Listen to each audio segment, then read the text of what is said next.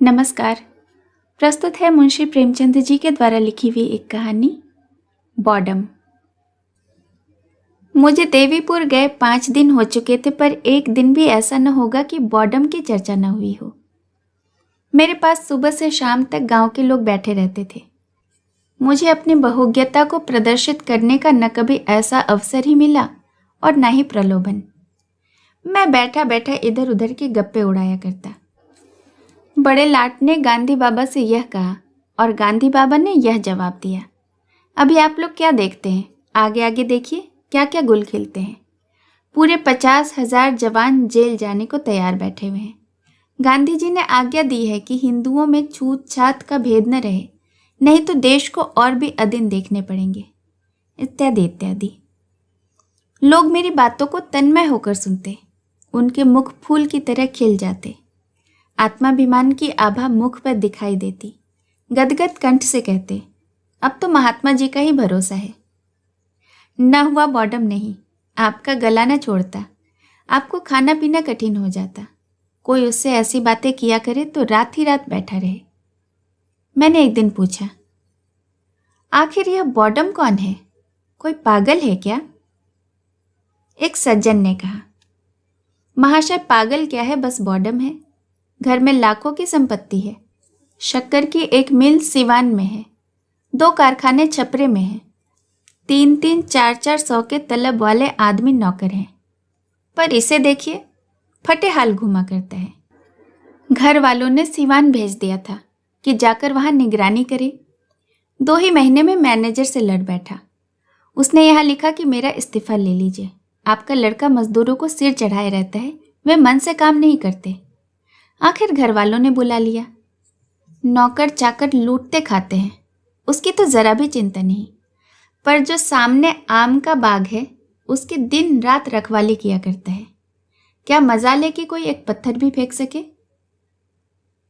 एक मियाँ जी बोले, बाबूजी घर में तरह तरह के खाने पकते हैं, मगर इसकी तकदीर में वही रोटी और दाल लिखी है और कुछ भी नहीं। बाप अच्छे अच्छे कपड़े खरीदते हैं, लेकिन वह उनकी तरफ निगाह भी नहीं उठाता। बस वही मोटा कुर्ता गाढ़े की तहमत बांधे मारा मारा फिरता है। आपसे उसकी सिफत कहाँ तक करें, बस पूरा बॉर्डम ही है। ये बातें सुनकर भी इस विचित्र व्यक्ति से मिलने की उत्कंठा हुई। सहसा एक आदमी ने कहा, वह देखिए बॉर्डम आ रहा है। मैंने कुतूहल से उसकी ओर देखा। एक 20-21 वर्ष का हृष्ट पुष्ट युवक था। नंगे सिर, एक गाढ़े का कुर्ता पहने, गाढ़े का ढीला पजामा पहने चला आता था। पैरों में जूते नहीं थे। पहले मेरी ही ओर आया। मैंने कहा, आइए बैठिए। उसने मंडली की ओर अवहेलना की दृष्टि से देखा और बोला, अभी नहीं, फिर आऊँगा। यह कहकर चला गया। जब संध्या हुई और सभा विसर्जित हुई तो आम के बगीचे की ओर से वह धीरे धीरे आकर मेरे पास बैठ गया और बोला, इन लोगों ने तो मेरी खूब बुराइयां की होंगी, मुझे तो यह बड़ा बॉर्डम का खिताब मिला है। मैंने सकुचाते हुए कहा, हाँ, आपकी चर्चा लोग रोज करते थे। आपसे मिलने की बड़ी इच्छा थी। आपका नाम क्या है? बॉर्डम ने कहा, नाम तो मेरा मोहम्मद खलील है, पर आस पास के 10-5 गांवों में मुझे लोग उर्फ के नाम से ज़्यादा जानते हैं। मेरा उर्फ बॉर्डम है। मैं, आखिर लोग आपको बॉर्डम क्यों कहते हैं? खलील, उनकी खुशी, और क्या कहूँ। मैं जिंदगी को कुछ और समझता हूँ, पर मुझे इजाज़त नहीं है कि मैं 5 वक्त की नमाज पढ़ सकूँ। मेरे वालिद हैं, चचा हैं, दोनों साहब पहर रात से पहर रात तक काम में मसरूफ़ रहते हैं। रात दिन हिसाब किताब, नफ़ा नुकसान, मंदी तेजी के सिवाय और कोई जिक्र ही नहीं होता। गोया खुदा के बंदे न हुए, इस दौलत के बंदे हो गए। चचा साहब हैं, वह पहर रात तक शीरे के पीपों के पास खड़े होकर उन्हें गाड़ी पर लदवाते रहते हैं।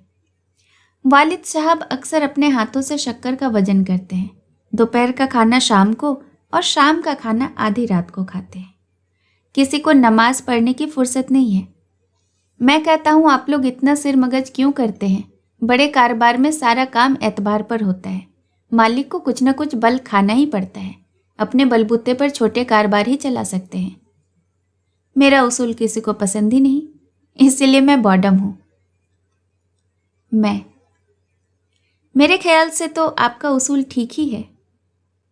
खलील, ऐसा भूल कर भी ना कहिएगा, वरना एक ही जगह में दो दो बॉडम हो जाएंगे। लोगों को कारोबार के सिवाय न दिन से गरज है, न दुनिया से, न मुल्क से, न कौम से। मैं अखबार मंगाता हूँ, समरना फंड में कुछ रुपए भेजना चाहता हूँ, खिलाफत फंड को मदद करना भी अपना फर्ज समझता हूँ। सबसे बड़ा सितम यह कि खिलाफत का भी रजाकार हूँ। क्यों साहब, जब कौम पर, मुल्क पर, दीन पर चारों तरफ से दुश्मनों का हमला हो रहा है, तो क्या मेरा फर्ज नहीं है कि जाति के फायदे को कौम पर कुर्बान कर दूं? इसीलिए घर और बाहर मुझे बॉडम का खिताब दिया गया है। आप तो वह कर रहे हैं जिसकी इस वक्त कौम को जरूरत है। खलील, मुझे खौफ है कि इस चौपट नकरी से आप बदनाम होकर जाएंगे। जब मेरे हजारों भाई जेल में पड़े हुए हैं, उन्हें गजी का गाढ़ा तक पहनने को मयसर नहीं, तो मेरी गैरत तो गवारा नहीं करती कि मैं मीठे लुक में जाऊं, चिकन के कुर्ते पहनूं जिनकी कलाइयों और मुट्ठों पर सीजनकारी की गई हो। आप यह बहुत ही मुनासिब कहते हैं। अफसोस है कि और लोग आपका साथ त्याग करने के काबिल नहीं हैं। खलील, मैं इसे त्याग नहीं समझता, न दुनिया को दिखाने के लिए यह वेश बनाकर घूमता हूँ। मेरा जी ही लज्जत और शौक से फिर गया है। थोड़े दिन होते हैं वालिद ने मुझे सिवान के मिल में निगरानी करने के लिए भेजा। मैंने वहां जाकर देखा तो इंजीनियर साहब के खानसा में बैरे, मेहतर, धोबी, माली, चौकीदार सभी मजदूरों के जेल में लिखे हुए थे। काम साहब करते थे, मजदूरी कारखाने से पाते थे। साहब बहादुर खुद तो बेउसूल हैं, पर मजदूरों पर इतनी सख्ती थी कि अगर 5 मिनट की देरी हो जाए तो आधे दिन की मजदूरी कट जाती थी। मैंने साहब की मिजाज पुरसी करनी चाहिए, मजदूरों के साथ रियायत करनी शुरू की। फिर क्या था, साहब बिगड़ गए, इस्तीफे की धमकी दे डाली। घर वालों को उनके सब हालत मालूम है। पल्ले दर्जे का हरामखोर आदमी है, लेकिन उसकी धमकी पाते ही सबके होश उड़ गए। मैं तार से वापस बुला लिया गया और घर पर मेरी खूब ले दे हुई। पहले ही बॉडम होने में कुछ कोर कसर थी, वह पूरी हो गई। न जाने साहब से लोग इतना क्यों डरते हैं। आपने वही किया जो इस हालात में मैं भी करता, बल्कि मैं तो पहले साहब पर गबन का मुकदमा दायर करता, बदमाशों से पिटवाता, तब बात करता। ऐसे हरामखोरों की यही सजाएं हैं। खलील, फिर तो 1 और 1 2 हो गए। अफसोस यही कि आपका यहाँ कायम न रहेगा। मेरा जी चाहता है कि चंद रोज आपके साथ रहूं। मुद्दत के बाद ऐसे आदमी मिले हैं जिससे मैं अपने दिल की बातें कह सकता हूँ। इन गंवारों से तो मैं बोलता भी नहीं। मेरे चाचा साहब को जवानी में एक चमारिन से ताल्लुक हो गया था। उससे 2 बच्चे, एक लड़का और एक लड़की पैदा हुए। चमारिन लड़की को गोद में छोड़कर मर गई। तब से इन दोनों बच्चे की मेरे यहाँ वही हालत थी जो यतीमों की होती है। कोई एक बात न पूछता था, उनको खाने पहनने को भी न मिलता था। बेचारे नौकरों के साथ खाते, बाहर झोपड़े में पड़े रहते। जनाब, मुझसे यह न देखा गया। मैंने उन्हें अपने दस्तरखान पर खिलाया और अब भी खिलाता हूँ। घर में कोहराम मच गया, जिसे देखिए मुझ पर त्योरियां बदल रहा है, मगर मैंने परवाह न की। आखिर है तो वह भी हमारा ही खून, इसीलिए मैं बॉडम कहलाता हूँ। जो लोग आपको बॉडम कहते हैं वे खुद बॉडम हैं। खलील, जनाब, इनके साथ रहना अजीब है। शाह काबुल ने कुर्बानी की मुमानियत कर दी है। हिंदुस्तान के उल्मा ने भी यही फतवा दिया है, पर यहाँ खास मेरे घर कुर्बानी हुई। मैंने बवाल मचाया, पर मेरी सुनता कौन है। उसका प्रायश्चित मैंने अदा किया कि अपनी सवारी का घोड़ा बेचकर 300 फकीरों को खाना खिलाया, और तब से कसाईयों को गाय लिए जाते देखता हूँ तो कीमत देखकर खरीद लेता हूँ। इस वक्त तक 10 गायों की जान बचा चुका हूँ। वे सब यहाँ हिंदुओं के घर पर हैं, पर मज़ा ये कि जिन्हें मैंने गाय दी वे भी मुझे बॉडम कहते हैं। मैं भी इस नाम का इतना आदी हो गया हूं कि अब मुझे भी इससे मोहब्बत सी हो गई है। मैं, आप जैसे बॉडम काश मुल्क में और ज़्यादा होते। खलील, लीजिए, आपने भी बनाना शुरू कर दिया। यह देखिए, आम का बाग है, मैं उसकी रखवाली करता हूँ। लोग कहते हैं जहाँ हजारों का नुकसान हो रहा है वहाँ तो देखभाल नहीं करता, ज़रा सी बगीचा की रखवाली में इतनी मुस्तैदी। जनाब, यहाँ लड़कों का यह हाल है कि एक आम तो खाते हैं और 25 आम गिराते हैं। कितने ही पेड़ तो चोट खा जाते हैं, फिर किसी काम के नहीं रहते। मैं चाहता हूँ कि आम पक जाएं, टपकने लगें, तब जिसका जी चाहे चुन ले जाए। कच्चे आम खराब करने से क्या फ़ायदा। यह भी मेरे बॉडमपन में दाखिल है। ये बातें हो ही रही थी कि सहसा 3-4 आदमी एक बनियों को पकड़े घसीटते हुए आते दिखाई दिए। पूछा तो उन चारों आदमी में से एक ने, जो सूरत से मौलवी मालूम होते थे, कहा, यह बड़ा बेईमान आदमी है, इसके बाट कम है। अभी इसके यहाँ से सेर भर घी लाया हूँ, घर पर तौलता हूँ तो आधा पाव गायब। अब जो लौटाने आया हूँ तो कहता है मैंने तो पूरा तौला था।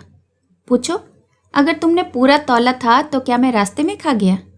अब ले चलता हूँ थाने पर, वहीं इसकी मरम्मत होगी। दूसरे महाशय, जो वहाँ के डाक खाने के मुंशी थे, बोले, इसकी हमेशा की यही आदत है, कभी पूरा नहीं तौलता।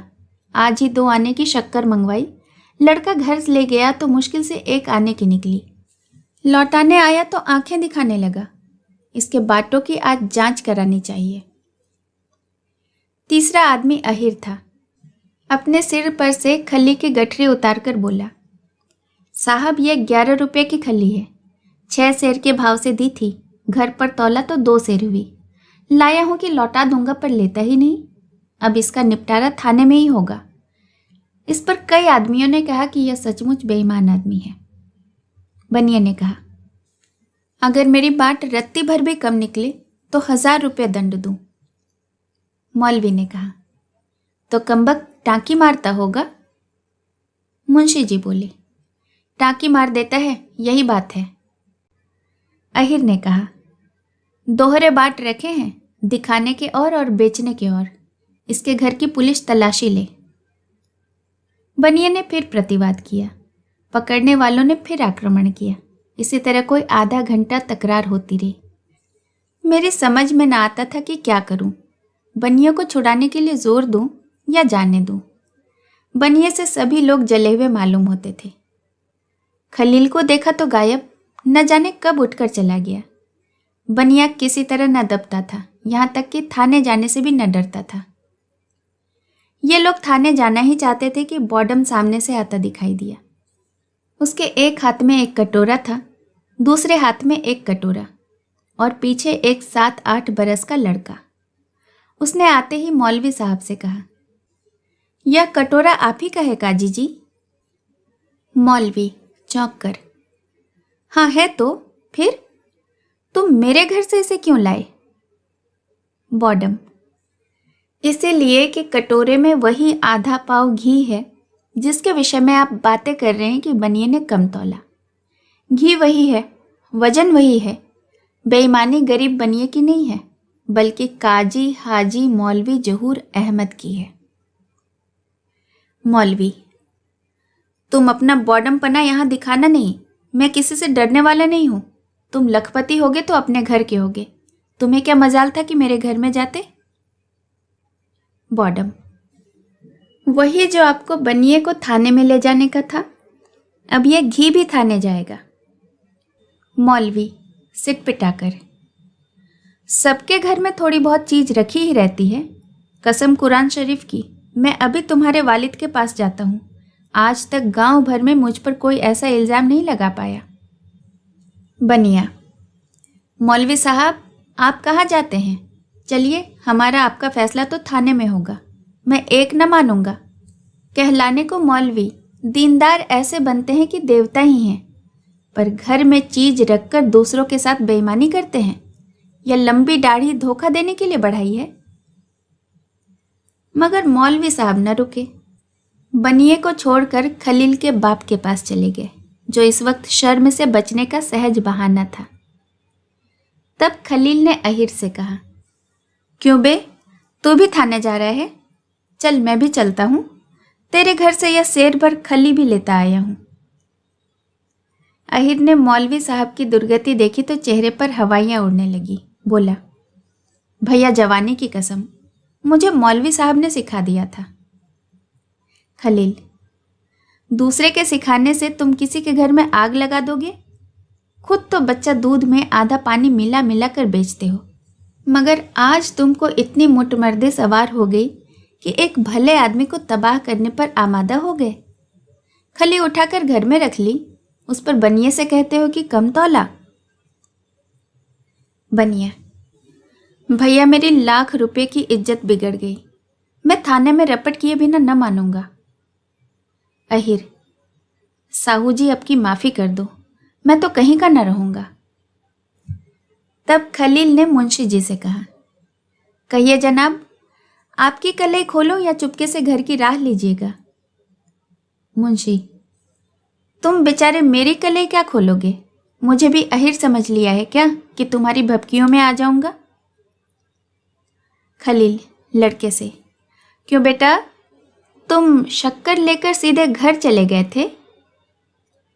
लड़का मुंशी जी को सशंक नेत्रों से देखकर, बताऊंगा।